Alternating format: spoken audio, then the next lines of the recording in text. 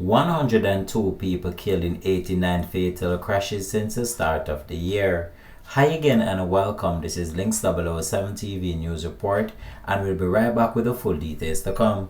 Welcome to Links 007 TV News Report, providing you with the best in local and international news updates. This is a place where you can get the most reliable and informative news information. Links 007 TV News Report.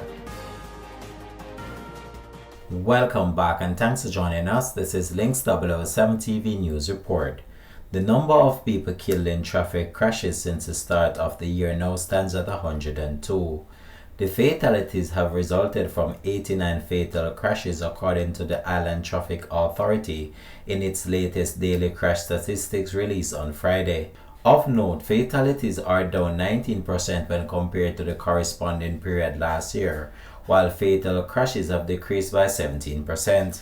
To date, 26 motorcyclists have been killed, accounting for 26% of fatalities.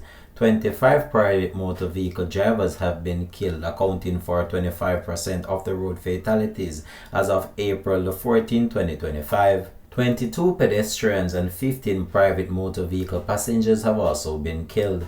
Meanwhile, the group classified as the most vulnerable users, comprising pedestrian, pedal cyclists, motorcyclists, and pillion passengers, account for 57% of fatalities since the start of the year. Overall, passengers account for 22% of fatalities this year so far, while males account for 80% and females 20% of those killed in traffic crashes as of April 14, 2025. This has been Links 007 TV News Report. Thanks for watching.